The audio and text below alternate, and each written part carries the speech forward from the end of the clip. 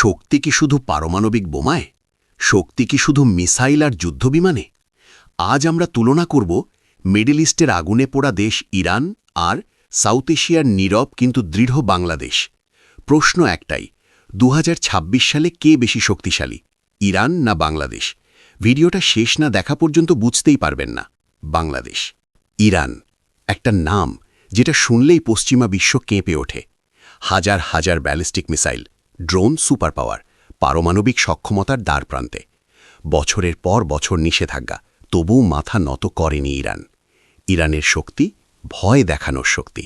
আর এইদিকে বাংলাদেশ, কোনো পারমাণবিক বোমা নেই, কোনো বিশ্ব কাঁপানো হুমকি নেই, কিন্তু আছে 20 কোটির বেশি মানুষ, শান্তিরক্ষা মিশনে বিশ্বসেরা, কৌশলগত অবস্থান, নৌবাহিনী ও বিমানবাহিনীর আধুনিকায়ন।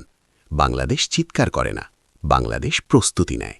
বিষয়, ইরান, বাংলাদেশ, সেনা সংখ্যা বেশি, মাঝারি, পারমাণবিক সম্ভাব্য, নেই, এয়ার পাওয়ার শক্তিশালী, উন্নয়নশীল, নেভি সীমিত, bay of Bengal advantage, war experience বেশি, পিসকিপিং। ইরান যুদ্ধ জানে, বাংলাদেশ শান্তি জানে, আর আধুনিক দুনিয়ায় শান্তি সবচেয়ে বড় শক্তি।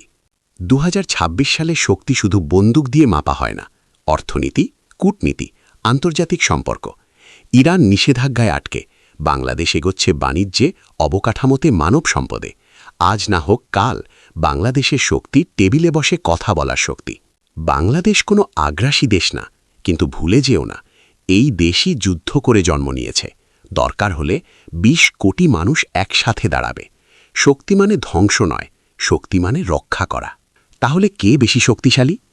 সামরিক ভয় দেখাতে ইরান, দীর্ঘমেয়াদী স্থিতিশীলতায় বাংলাদেশ। দুটো দেশের শক্তি আলাদা, তুলনা নয়, বোঝাই আসল শিক্ষা। তোমার মতে শক্তি কি বোমায় না মানুষে? কমেন্টে লিখো ইরান না বাংলাদেশ। ভিডিও ভালো লাগলে লাইক দাও, দেশের জন্য কথা বললে সাবস্ক্রাইব করো।